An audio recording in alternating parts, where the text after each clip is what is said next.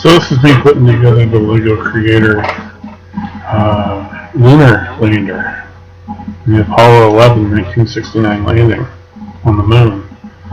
The Buzz Aldrin and Neil Armstrong. This is the first time we've been watching this, so we get to see it together. How fun! I was reading through their book though, that just some of the interesting things about the lunar lander that was pretty neat. But so now we're putting together the base of the moon, and I'm impressed about all the different shapes and sizes, and also I think that the reason why they did it the way they did was it's mostly hollow and not very heavy, but also very, very sturdy and strong. It's very sturdy.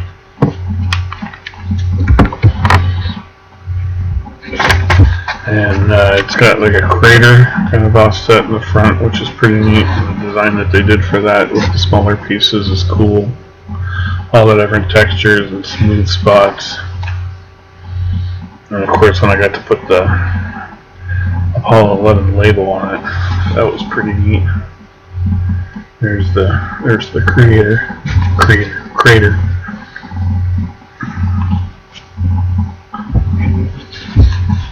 Putting together the flag. Look at that detail. That's outstanding. There's the crater. Those circles are where the lander's feet go. Now we're going into bag 2.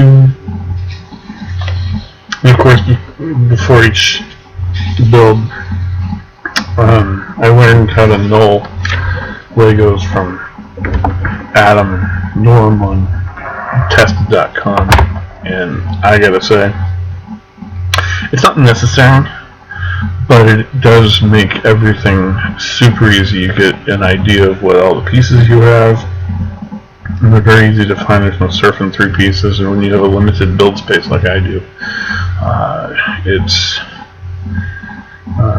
it just helps you with the space that you have instead of a giant pile.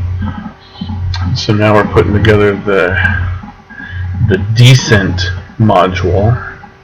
And this reading in the book that the hardest part about this was getting the octagon shape, and I was really impressed with how they did that. You built all these little spots, all these little squares, and put it on, and then you built these almost like triangular pieces and put them in the middle, which is real similar to how it was built. Those triangular spots on the outside were mostly storage.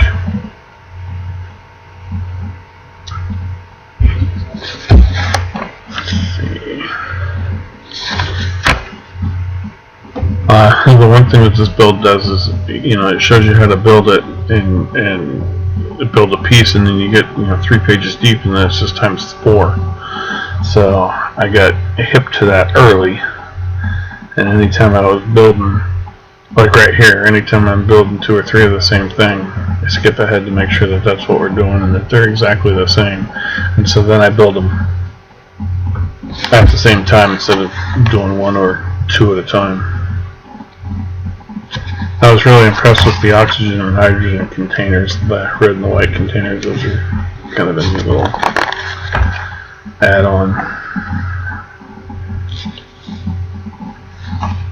And yeah, now I'm doing the 3 pieces that go in the 4 pieces that go in the center, or in between the angular pieces that go in there.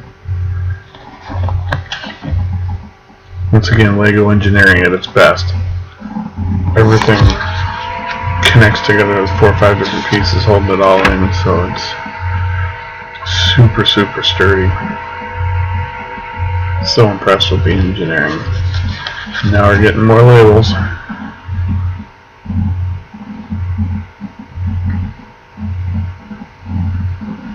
Then I get to cover the whole thing in gold.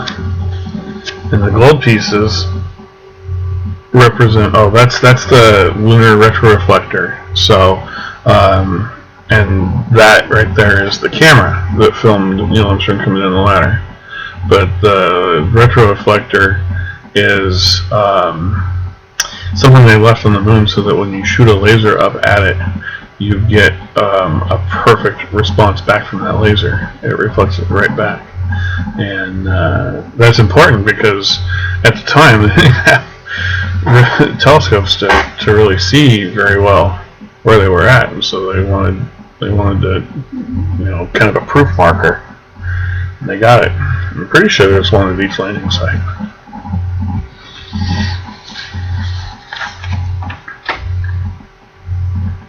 So this was a whole bunch of gold pieces. The gold pieces represent the gold foil that was used for thermal protection, as well as, what do they call them, micrometeors, which are exactly what they sound like.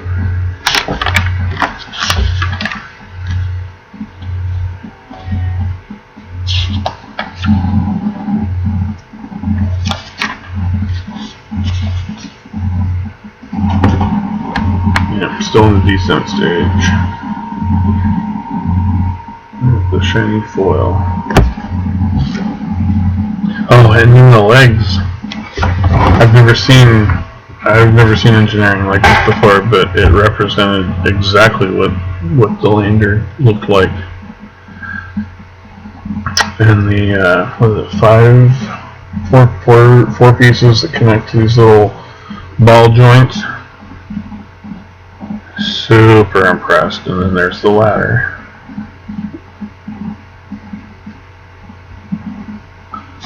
And that there is the descent stage. And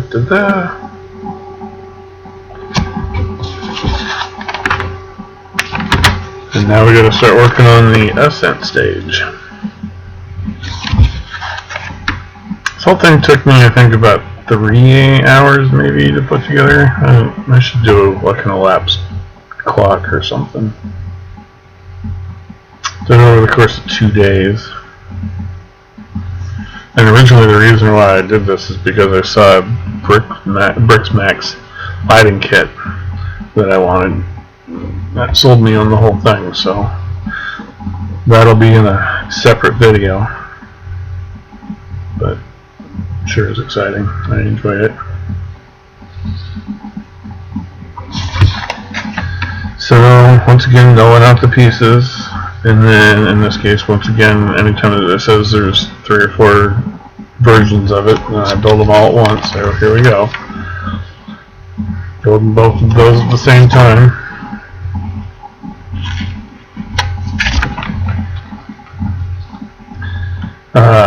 Yeah, this is the Ascender capsule, and so now we're building kind of a control point where they were when they got out and when they took off.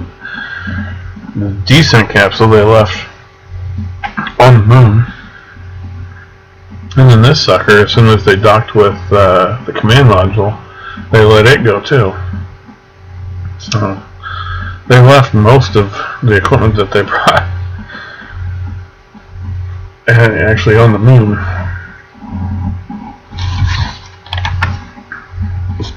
Once again, pretty impressed with the engineering and how they got all their shapes and angles and stuff.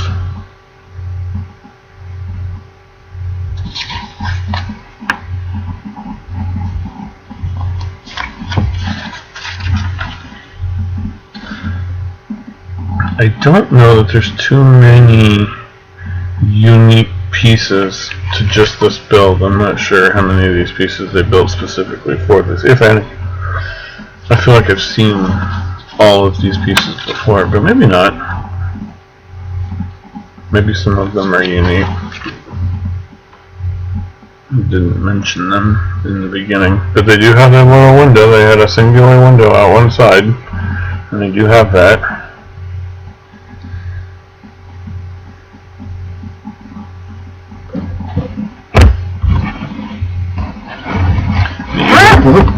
Behind the ladder on the way down, they have the plaque that's on there that says, you know, we came in peace. Here, men from planet Earth first set foot upon the moon. July 1969. We came in peace for all mankind. And it's sung by Neil Armstrong, Michael Collins, Buzz Aldrin, and Richard Nixon. So there it is, in all of her glory. She's done. I'm super, super excited. Well, thanks for watching. Appreciate it. And I'll go over the lighting tour in the next video.